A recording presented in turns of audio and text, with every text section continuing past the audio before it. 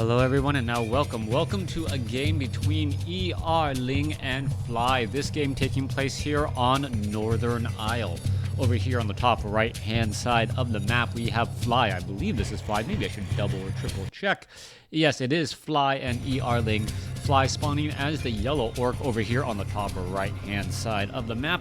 Meanwhile, Ling has spawned, well, on the opposite end of Northern Isle here on the bottom left-hand side of the map. Should be a good game here. This game was highly recommended, but let me know if you guys agree with it in the comments below. If you want me to push it into the highly recommended category, I want to know, like, do you guys go back and watch the highly recommended games just to remember and see some really close matches? That would be rather entertaining, to say the least. Anyways, all of you guys who have been, well, keeping up to date with me, I did get my AC replaced. It is no longer 84 degrees in my house. I think that translates to about like 30 degrees Celsius for all of the other people out there living in, well, the metric system. Yeah. So yeah, 30 degrees Celsius in the house. I think I got at one point, one of the rooms got up to like 87 degrees Fahrenheit with all the windows open, trying to cool down, and it still didn't really work out well. Also, some people said that they couldn't hear the game sound, so I did up them a little bit more. Hopefully you guys do enjoy them, but that actually means I turned down my game sounds, so I don't actually hear any of the in-game sounds going on right now. Maybe I should just turn down my volume on my speakers then? Yeah, that might help, as I do want to keep track of what's happening in the game. Blade Master is all here. Thank you for helping me figure out all these technical difficulties, as Ling is opening up with a Dreadlord first. Dreadlord fast expansion has become a very popular strategy, as it allows the Undead, a race that normally doesn't fast expand very often, well, it allows them to fast expand, and by doing so, a lot of players don't know how to shut down an Undead fast expansion yet. Selling the Scroll of Town Portal, picking up Sacrificial Skull, and now already on the way over. Are we getting up some additional Acolytes? I don't see any as of yet. That does come as a surprise. Oh no, Acolyte is already halfway out across the map, as it will be trying to summon up a Ziggurat and, well, getting some additional buildings here. Quick sleep onto that Ogre Magi there, making sure that there is no Blight to be played, or excuse me, Bloodlust to be cast down. We should be looking at the Ziggurat coming online here in just a moment. Blade Master should be able to come online, and another reason why this Dreadlord fast expansion works is that the Dreadlord is able to sleep the Blade Master long enough to actually get the building up and operational. By doing exactly that, well, the Dreadlord gets up to level 2, now has a pendant, and what you're going to see this happen is that this Dreadlord is actually going to stay relatively close to home. Well, I guess he's not going to stay that close, as the Blade Master is already running all the way out. You can take a look, a couple of Murlocs now trying to do a little bit of chase. Dreadlord going to try and do a bit of scouting. There is the Blade Master, but he is currently wind walking as he sees the Dreadlord first. He must most likely know what is happening right here, right now. Meanwhile, the Haunted Goldmine at 340 hit points, going to go straight after that Acolyte. Acolyte needs to move. Now going after this Haunted Goldmine. Haunted Goldmine taking a lot of damage as well, and the Haunted Goldmine could end up getting cancelled. This is actually a big mistake by Ling, not leaving the Dreadlord behind, as the Dreadlord walked out very far, and all he really did was pick up a Circlet of Nobility, and that was it. We're going to be looking at a resummoning of this here just now, as we're going to have the Ziggurat come online. Let's take a look at this. Blade Master may try and reveal it. So there's the Dust of Appearance. Slow right there, and the Blade Master now with really nowhere to run. All right, slow onto the attack there. Blade Master absorbing that damage. Let's take a look at this. There is the sleep. Blade Master is going to end up getting surrounded. He's going to be taking a quick nap. Let's take a look, trying to get away. He is going to have some problems, though, as that Blade Master, well, able to slip away right there. Scroll of Speed, allowing that Blade Master to head back. Haunted Goldmine will get online. And with that said, well, the Dreadlord and Ling able to make up for that little bit of a risky maneuver, moving out, almost completely resetting this expansion down here. Now, during this time, what are Fly's options? That's always what you have to be asking when you make a good move in WarCraft 3 or in any strategy game. you try to determine what your opponent is really trying to do. He knows that his opponent was unsuccessful at slowing down or shutting down the expansion, so he knows that his opponent's options are pretty much to either set up an expansion of his own or go heavy tech and heavy creeping. We don't know what it is quite yet, as the Blade Master is trying to set up an expansion of his own, and to make sure that his own expansion is actually worth the sacrifice early on, he needs to go ahead and now either do a bit of creeping or perhaps try and harass the other Great Hall that is trying to expand as well. Now, healing ward being placed down here, Vampiric Aura on the Dreadlord, so all of these ghouls are actually healing up quite a bit in addition to this healing ward, and this army is going to be very, very well taken care of by the time it tries to engage and follow up. You see Frost Armor now on that Ice Troll High Priest. It will end up getting taken down, but this entire Undead army pretty much healed back up to full. Only one charge of the healing ward was used, and on top of that, the Dreadlord is now at level 3. Following this up, Blade Master, could get to level 3 here. Is it going to take it down? Yes, it will, but 2 experience shy. Meanwhile, let's take a look back again. That the Shadow Hunter is right here. Are we perhaps going to be looking at a Hex? The ghouls could try and do a bit of surround. The problem is that there is no Death Knight with that Unholy Aura for faster movement speed. We are getting up a Nerubian Tower. That we are also adding in a Graveyard and a Necropolis. Very important buildings to, well, just try and wall out and keep that Blade Master away. Meanwhile, Blade Master, speaking of trying to block that Blade Master currently amongst all of these units. There's that Blade Master now. Is it going to perhaps get taken down? Is it going to sleep? No sleep right there, as it would just end up being able to break free here. Let's take a look at this, as the Dreadlord, well, perhaps the sleep was on cooldown, as I do believe it was used on a creep earlier. I don't know if I caught all of that there, as the Blade Master now trying to head back again. All right, this 5-4-4 creep camp. Dreadlord is sitting at level 3. Let's take a look. Blade Master is revealed, but the Blade Master is hiding itself right there. Lightning Shield onto the Ogre Magi. Beautifully played. As you can take a look at this, the Ogre Magi is going to end up getting taken down. There it goes. Potion of Greater Healing. Low hit point ghoul going to try and back away now. Blade Master is going to be forced to wind walk very quickly to get away, and there it goes. As it takes a look, well, we're trying to wind walk back, and let's see where it's going to perhaps travel to next. Expansion is about to be completed. Meanwhile, Blade Master running out, going to perhaps be able to snipe off a single unit, as the Shadow Hunter is trying its best to get to level 3, currently sitting at level 2. We are teching to tier 3.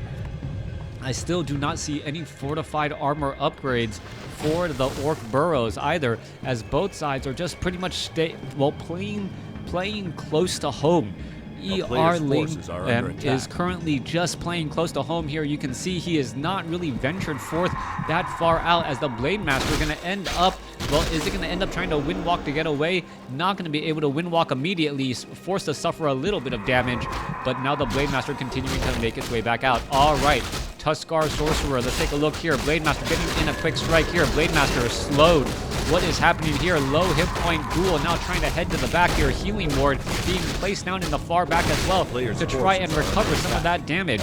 Blade Master is currently left. Oh, it looked beautifully played. I don't know if you caught that. The Blade Master purposely hired up a Goblin Sapper, used the Goblin Sapper to not only take down a ghoul, but it also stopped that healing ward. The healing ward was destroyed.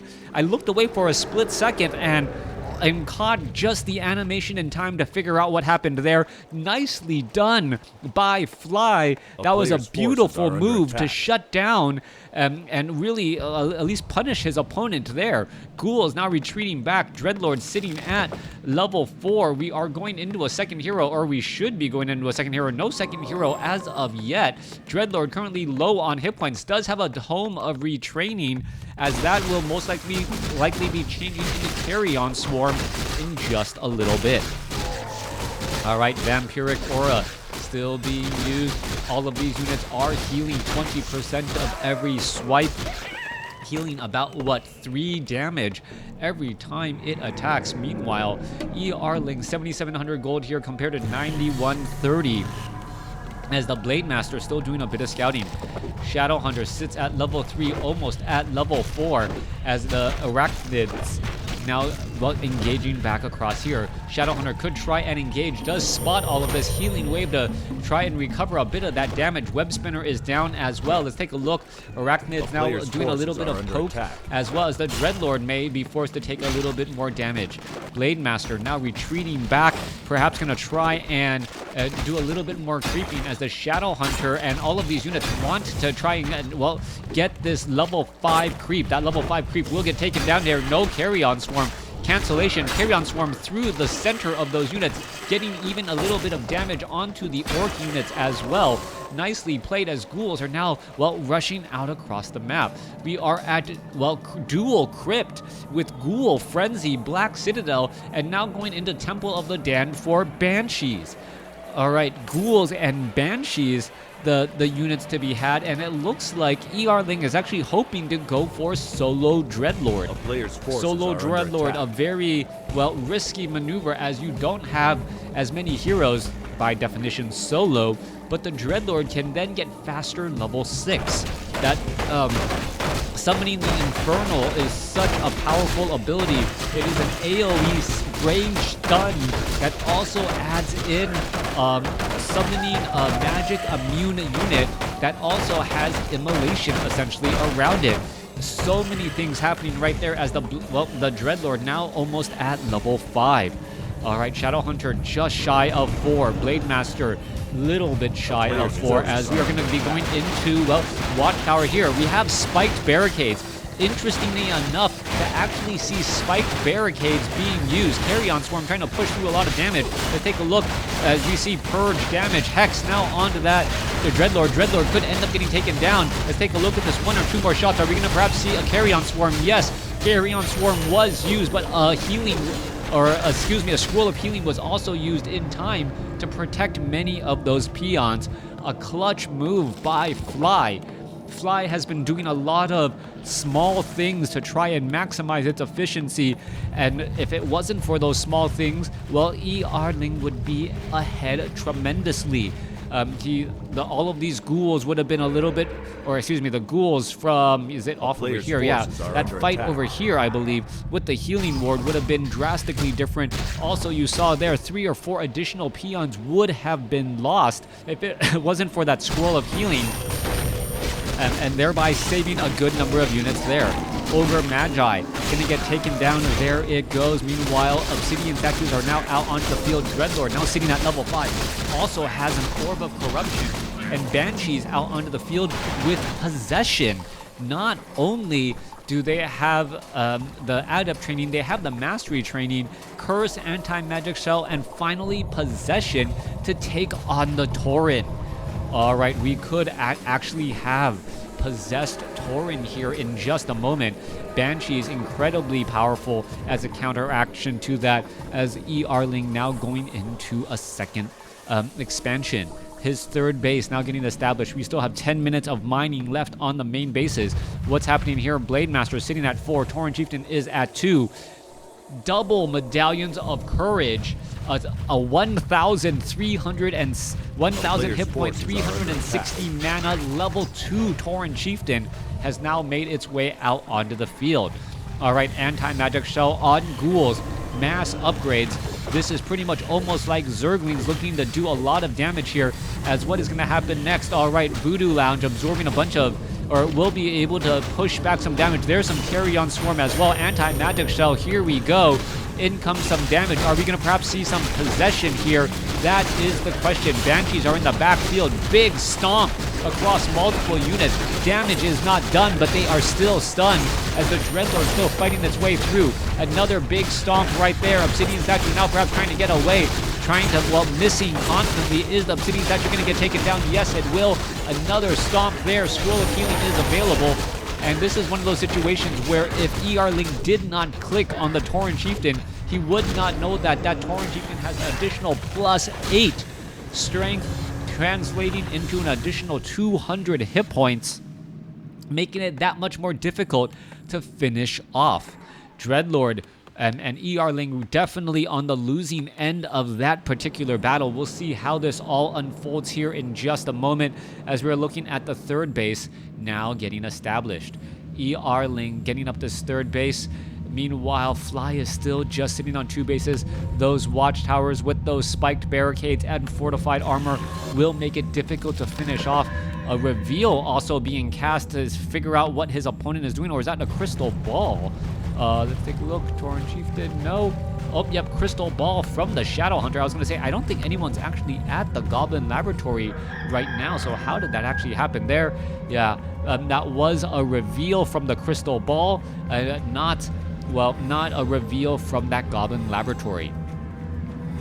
Dreadlord on its way out again. This mass Banshee army could spell a lot of trouble. Tauren 0-1 upgrades as well. Nothing to really counteract this. Watchtower is currently getting constructed. Ziggurat nearing completion. Ghouls are just going to be able to surround this watchtower and perhaps try and finish it off. Meanwhile, however, units are now making their way off over here. Let's take a look. Are we going to perhaps see some repairs or an upgrade? Yes, to a frost tower on this Ziggurat now. Anti-magic shell. Ghoul is going to make its way over. You can take a look. Ghoul is each taking a little bit of damage, quickly taken down there. Blade Master is nearby as well. Let's take a look. Tauren Chieftain may try.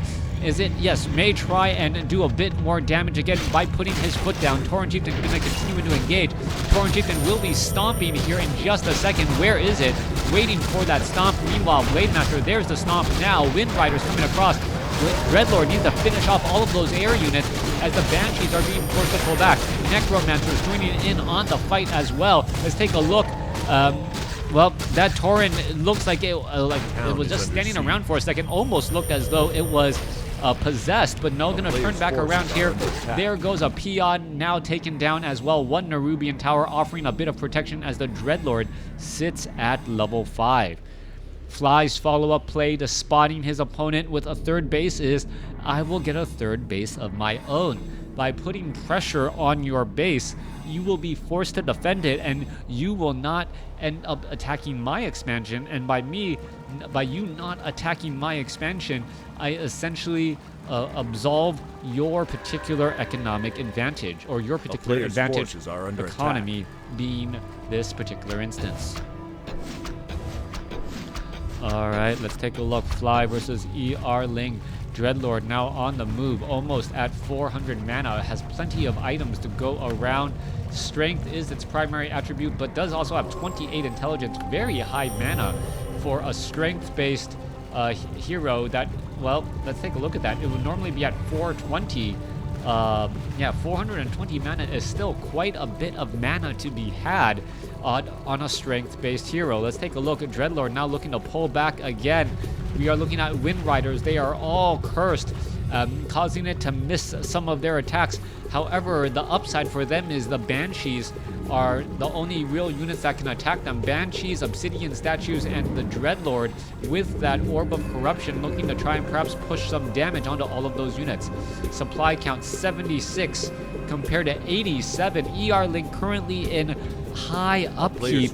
High upkeep means that he's only mining 12 gold a second right now compared to his opponent's 14, who isn't even mining over here on the top left. ER-Ling really needs to find a way to strike while the iron is hot, strike while he has the supply advantage. Banshee gonna, well, perhaps get taken down. Let's take a look at this. More damage. Anti-magic shell. There's a miss. Let's take a look. There's a little bit more damage. There it goes. Down it goes. Blade Master now down to 342 hit points. Able to get away. A lot of missing right there. Meanwhile, a Troll Berserker almost taking down Carrion Swarm. Well, finishes it off there. Tauren's 1,300 hit points. Tauren Chieftain, 1,000 hit points as well. Crystal Ball still being used, and this is still anyone's game. Overall supply count, let's take a look. 89 over 90 compared to 78 over 80.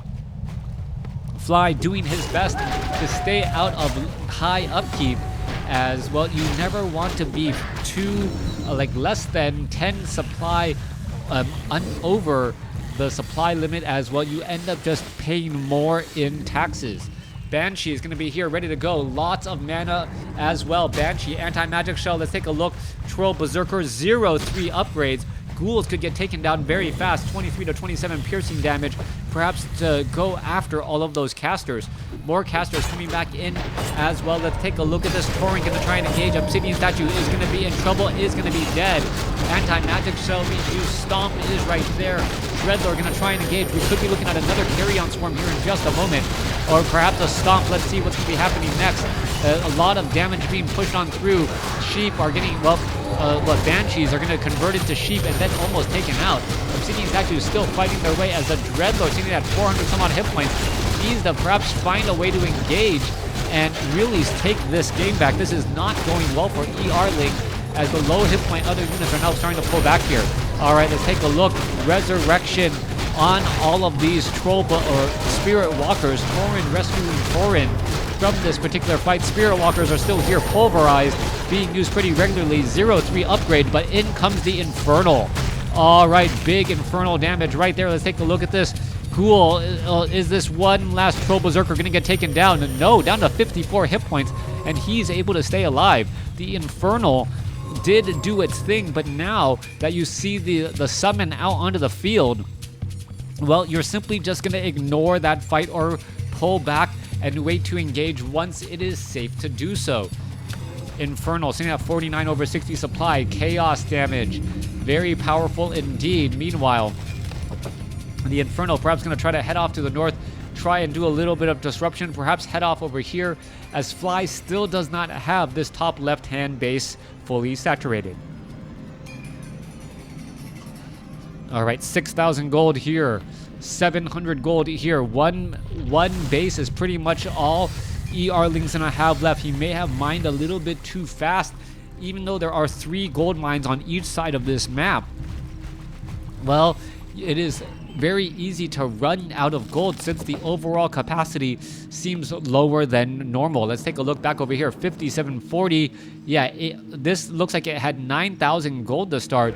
These were significantly higher, and so was the starting location, which is just about to finish mining out.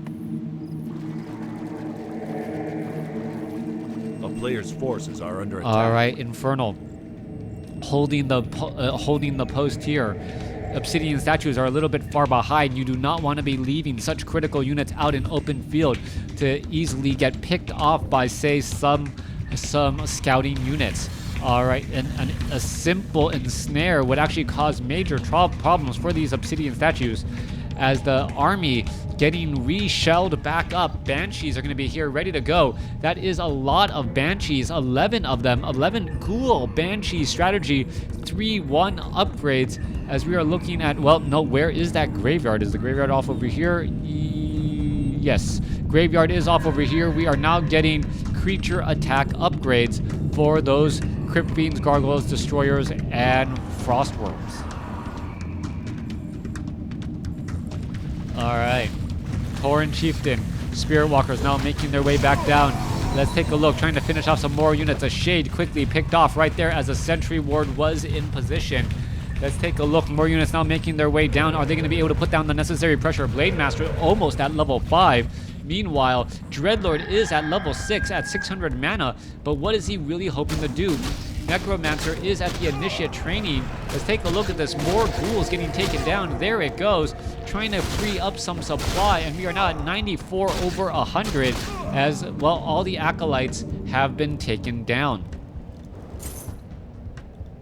At this stage, I think it would actually be better to mine with less units at this point. You are and then free up the supply. You end up getting just about the same amount of gold without without depleting your mines nearly as fast.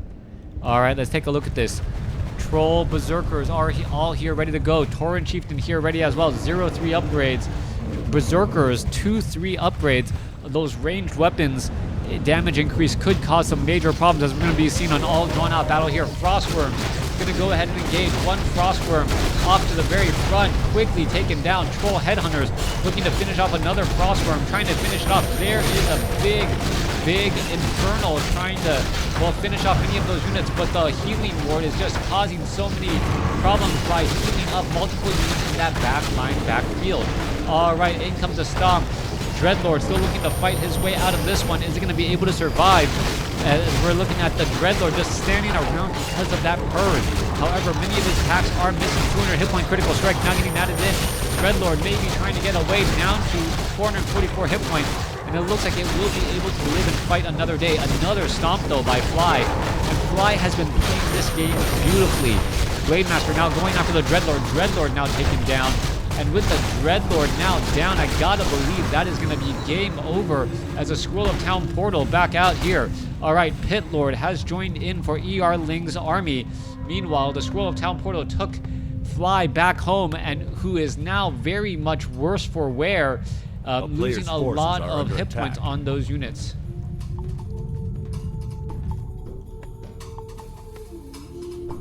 .67 supply compared to 81. ER Ling still has the larger army by microwing and pulling back those lower hit point units.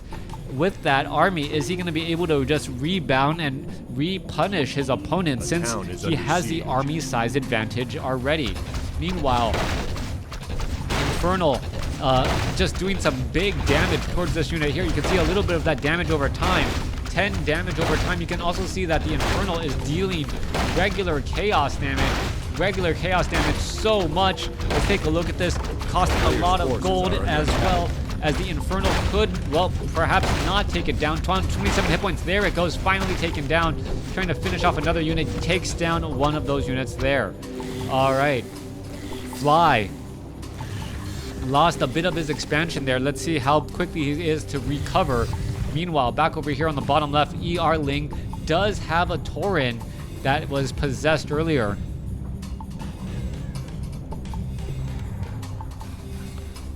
Well, yeah, it does have a Tauren that was possessed earlier. All right, Infernal down to 79 hit points. At this point, you pretty much want to almost kneecap your own Infernal so he doesn't give experience to your opponent.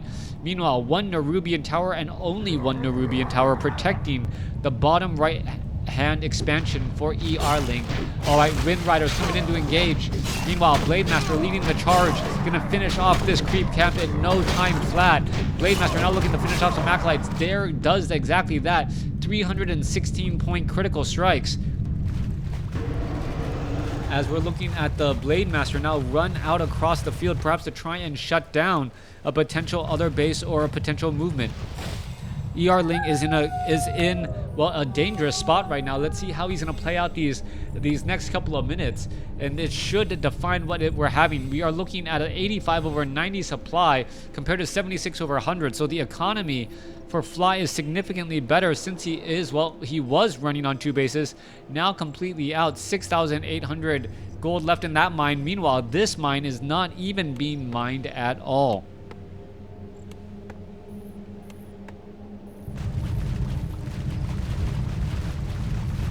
Tauren Chieftain here, ready to go. Kodo's here, ready to go as well. Fly's going to be bringing the entire party over to the Undead, what was the natural expansion, and now pretty much becoming a WarCraft ghost town. No real reason for the base being there other than, well, it had something there once upon a time.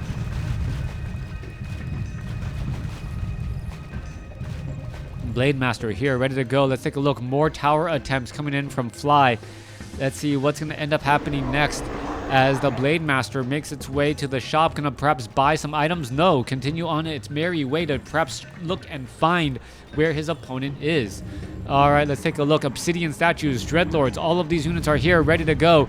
Blade Master may just simply want to dive on in and try to disrupt operations inside the base. 85 supply compared to 80, and that's really playing to your tax bracket. Fly doing a better job, able to win out fights with less of an army. Meanwhile, ER Ling gonna turn back around and try and engage once more. Low hit point ghouls in that front line, not the best place for them. Pit Lord is now joined in on the fight as well. Pit Lord doing in a major beat of damage. There is the Infernal getting summoned in across all those units. The Scroll of Healing was used as well. Healing Ward in the back, but those units are going to end up falling. Pit Lord has fallen at level 2. Dreadlord could end up falling at level 6. This could potentially be extremely bad news, as well the Dreadlord is completely surrounded at the moment, sitting at 546 hit points, being forced to use a, well, nope. being forced to say GG. Thanks for watching. Thanks for listening. Hope you guys enjoyed it.